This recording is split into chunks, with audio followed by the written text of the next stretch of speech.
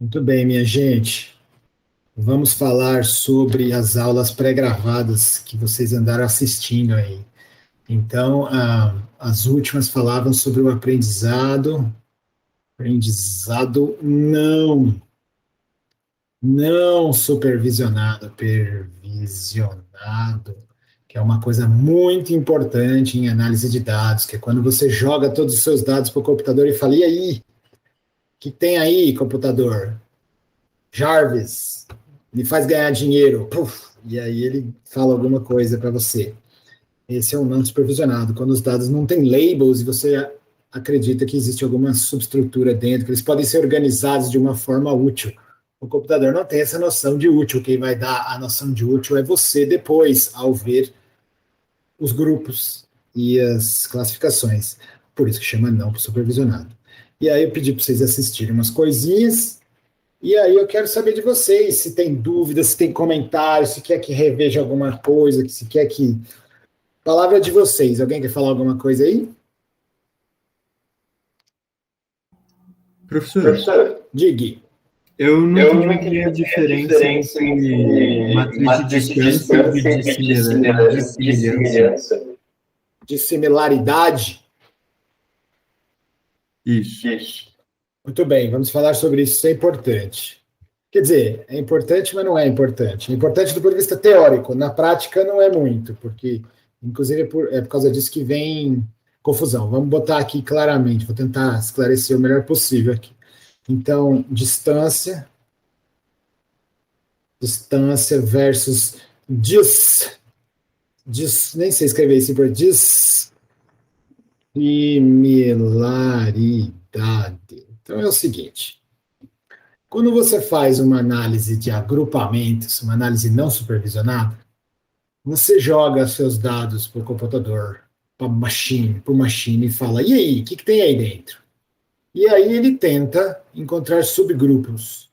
E como que ele tenta encontrar subgrupos? Na verdade, não tem muito segredo. Quer dizer, tem várias técnicazinhas e tal, mas a moral da história, assim, não tem muito segredo. Ele vai tentar fazer, vou botar em 2D só para facilitar a vida.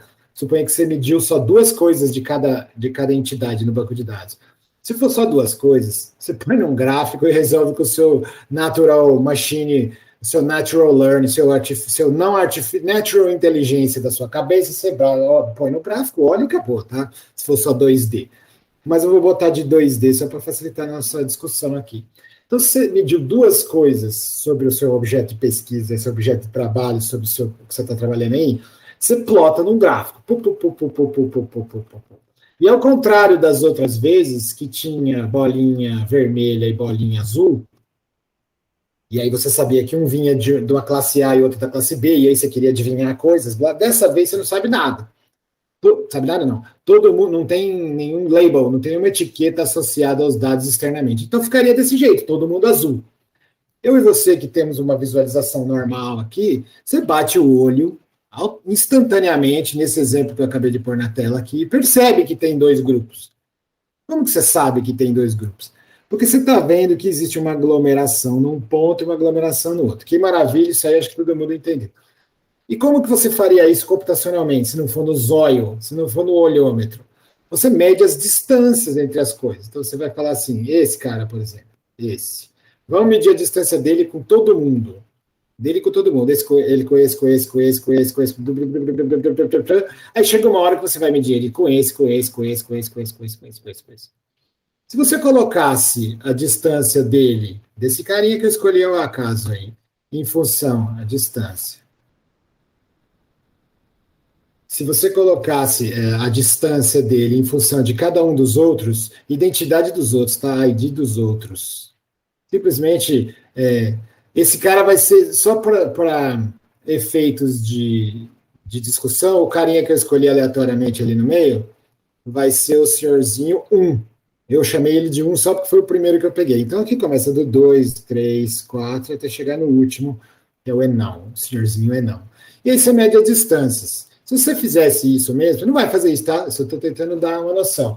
Se você fizesse isso, você ia ver que todo mundo aqui, eu de quanto que você veio na ordem, 1, 2, 3, 4, 5, você foi indo por aqui. As distâncias dariam nessa faixa aqui, e de repente, quando eu começar a interrogar as pessoas desse lado aqui, dá uma subida e fica flutuando por aqui, até que tem uns que mais ou menos. Você vê claramente que existem dois grupos aqui separados por uma distância. De repente, a distância entre esse ponto e esse ficou muito grande. E por que eu estou falando de distância aqui? E nesse caso aqui, nesse exemplo, se você quisesse fazer isso que eu estou falando para você mesmo, você usaria a distância euclidiana, que é o bom e velho Pitágoras, né? Em 2D ainda, mais pitagórico ainda. Você tem um cara aqui, outro cara aqui, para calcular essa distância. Esse, se eu chamar esse de A, esse de B, esse aqui vai ser o C, você sabe que C quadrado igual a quadrado mais B. E assim seria se fosse N dimensões, se fosse 3D também, a distância de um cara para outro cara, você vê que isso aqui é o Pitágoras, seria um D quadrado igual a quadrado mais B quadrado mais C quadrado. E se fosse N dimensional, seria a mesma coisa.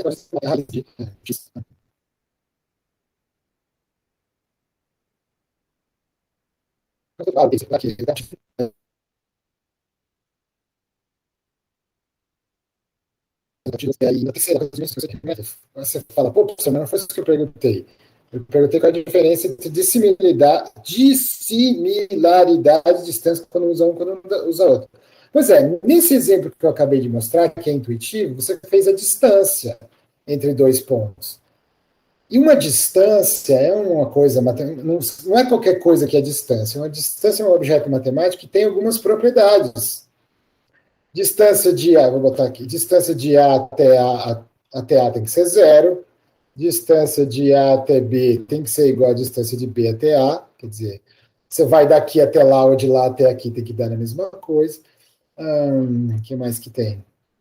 A triangular, então se você for daqui até aqui, se você for de A até B e depois para C, não pode ser melhor do que se fosse numa linha reta. Pode ser na melhor das hipóteses, pode ser igual, mas não melhor. Dar um rolê não é igual a ir direto ao ponto. Isso, distâncias têm essas propriedades. Só que essa noção intuitiva de agrupar pontos num espaço, que agora pode ser abstrato, para colocar algumas pessoas mais perto do que outras, não precisa necessariamente estar só no mundo das distâncias. Se você tiver uma noção de proximidade, ou o contrário, né, de dissimilaridade, se você tiver um número que diz quanto que uma coisa é diferente da outra, mesmo que ele viole esses princípios do triangular, mesmo que tem que fazer sentido, né? É claro, o método de clustering, o método de agrupamento, ele recebe de você uma matriz de dissimilaridade. Se ela não tem pé nem cabeça, se não tem sentido nenhum, se não tem intuição nenhuma, ele vai ele vai agrupar do mesmo jeito. Então, o agrupador, a receitinha que põe os pontos em ordem para finalmente descobrir se tem grupos, ele não pergunta se a sua distância tem pé e cabeça, pode ser a coisa mais sem noção. E é por isso que a gente fala que é uma dissimilaridade. Você precisa de algum jeito para medir o quão diferentes as coisas são. E aí você transforma em quão iguais, né? Porque as distâncias calculadas euclidianamente ou em outras formas, existem outros jeitos de medir distância. Por exemplo, se você estivesse aqui num planeta, estivesse numa esfera, planeta, e quisesse medir a distância entre dois pontos aqui para calcular a trajetória do avião, você não ia pelo meio da Terra, né? Que seria a distância euclidiana, seria pelo meio da Terra, você teria que fazer um buraco, você não faz isso. Então, quando você mede a distância em cima do planeta aqui, você está medindo uma distância aqui, uma geodésia, que está em cima de uma curva, tem essa restrição de estar na curva. O menor caminho entre dois pontos. Você faz isso no Japão. Saiu da noite, ela não foi para o centro da Terra. Então, a menor distância de dois pontos. Então, existem vários jeitos de se medir distância, não só o euclidiano, que tem a ver com a geometria do espaço. Mas, mesmo assim, no contexto de clustering, é uma forma de ver, que não é a única. Então, a dissimilaridade ainda ela é maior até do que os conceitos de distância, porque você não precisa nem estar num espaço métrico com distância mesmo, no sentido formal da coisa, para fazer métodos de cluster funcionar. Basta que você tenha uma dissimilaridade, que você seja capaz. Se faz sentido ou não, esse é um problema seu, mas que você seja capaz de dizer, esse está mais perto que esse, que está mais perto do outro. Então, você pode ter uma matriz de custos, por exemplo. O que você precisa no mundo dos algoritmos de classificação é que o que você vai passar para o seu algoritmo é alguma coisa que diz assim, quando está perto é zero, por isso que a diagonal principal é toda zero, seria a distância de A até A distância de B até B, a distância de C até C. Não, mas aí eu falei dos pontos, né? Peraí, vou botar para ficar mais alto. A distância de A até A distância de B até B, a distância de assim vai indo até Z, porque não temos mais letras depois. A distância entre esses objetos e eles mesmos tem que ser zero. Então, se você tem uma matriz que mede alguma coisa que é exatamente o contrário disso, como, por exemplo, nos vídeos passados tinha a questão da matriz de co-ocorrência, né? Eu já estou fazendo um paralelo com alguns vídeos, se você não viu esse vídeo, eu estou chegando agora, daqui 10 mil anos assistindo isso, não vai entender nada, tem que assistir os passados. Mas se tem uma matriz de co-ocorrência, ping, quanto maior o número, quanto mais vezes as coisas co-ocorrem juntas, menor a distância, aí eu vou usar aspas, entre eles. A dissimilaridade entre eles, a diferença entre eles, a diferença não no sentido de operação com sinalzinho de menos, mas a dissimilaridade, eu não consigo nem achar outra palavra melhor para ser genérico. A diferença entre eles, mas diferença entre aspas, tá? De ser diferente, é a menor possível quando as contagens são as maiores possíveis. Então, num caso de co-ocorrência, quanto mais uma coisa acontecer junto com a outra, mais pertinho elas estão. Quanto mais pertinho, esse número que diz a pertinheza das coisas tem que ser menor, de preferência, e quando for o mesmo objeto, igual a zero. Tá? Mas não precisa ser uma distância, percebe? No sentido tradicional de obedecer essas métricas. Você pode ter coisas que não obedecem isso aqui, por exemplo. Faz sim. Então, no fim, a matriz de similaridade é quando você usa uma distância entre aspas, assim. Isso. Porque eu não queria ficar muito pedante, ficar falando, não, distância é somente quando obedece a propriedade 1, 2, blá, blá, blá. Por isso que eu falei que era importante e não era ao mesmo tempo. As distâncias com nome, sobrenome, que obedecem tal, elas têm propriedades boas, porque decorrem de estruturas teóricas bem consolidadas, você sabe o que esperar delas, então elas fazem coisas que todas as distâncias fazem. Você pode generalizar. Por isso é bom, é legal. Mas isso não quer dizer que você não pode usar coisas que não são. Por exemplo, a correlação. Você tem dois sinais correlacionados, um assim e um assim, tá? Perfeitamente. O negócio é perfeito. Então, eles estão pertinho, concorda? Mas suponha que o sinal tivesse assim. É igualzinho, só que shifted. Tá bom?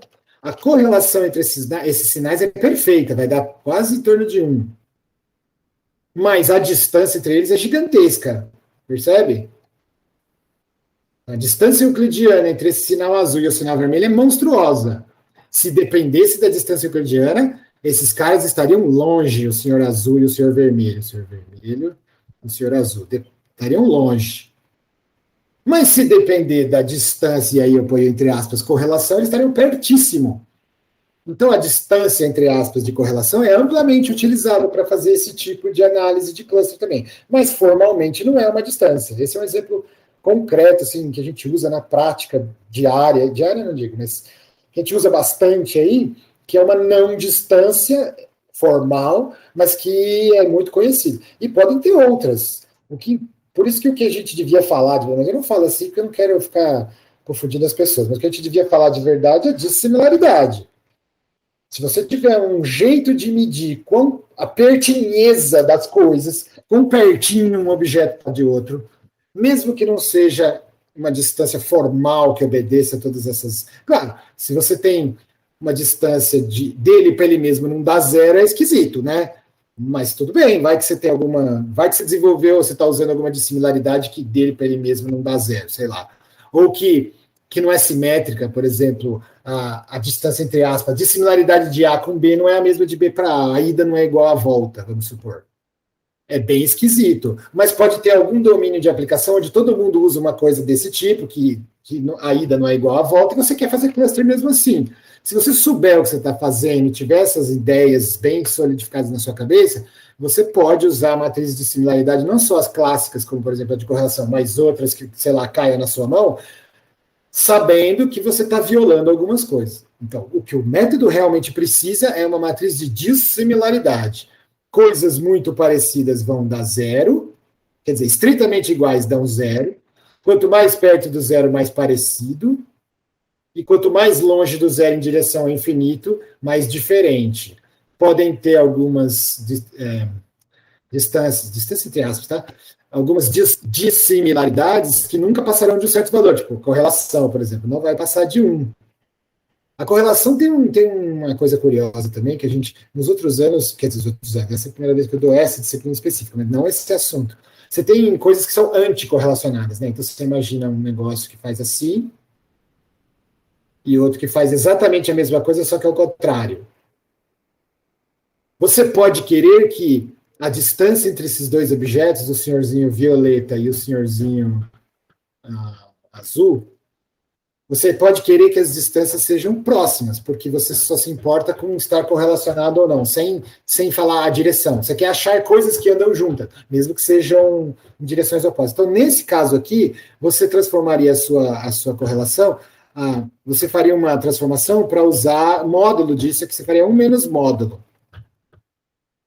Por quê? Quando o negócio é perfeitamente correlacionado... Nossa, ficou uns pauzinhos aqui, não dá nem para entender, peraí. Você usaria 1 menos módulo. Por quê? Porque quando o negócio é perfeitamente correlacionado, deixa eu pôr um amarelo. Não, de amarelo também não. Deixa eu pôr verde, vermelho, violeta. Pô, as cores tudo cinza, pronto. Negócio assim, ó. Então, se der, tipo, correlação 1 ou correlação menos 1, aí é porque eles não têm nenhuma distância entre eles, eles são... Então, a dissimilaridade entre eles, do jeito que você definiu, é zero, é o mais perto possível, percebe? Se você usar o módulo. Agora, se falar, não. Um negócio que está exatamente contrário do outro é o mais longe que se pode estar, então você não usa esse módulo. E aí o negócio vai variar desde menos... Põe o menos 1 aqui, desde zero, quando eles estão muito... Não, peraí, deixa eu ver, acho que é o contrário. Quando der 1... Isso, quando der 1, que está perfeito, 1 menos 1, 0. Quando der menos 1, vai ficar menos, menos, mais, dá 2. Então, você teria uma distância, uma pseudo-distância, que é uma dissimilaridade que vai desde 0 até 2, sendo 2 o mais distante possível e 0 o mais perto possível. Certamente tem uma dessas, eu não lembro qual, mas uma dessas aqui não vale, falha. Então, você não poderia chamar esse treco de uma distância de verdade, mas é amplamente utilizado também. Faz sentido, então? Faz sim, professor, obrigado. E tudo isso serve de input para métodos não supervisionados. Porque, eu acho que vocês viram no vídeo, mas eu vou insistir porque isso é muito, muito importante, os métodos não supervisionados têm duas grandes partes. Não é para dar aula tudo de novo, para quem não é para fazer quem já viu o vídeo sofrer, mas só para esclarecer.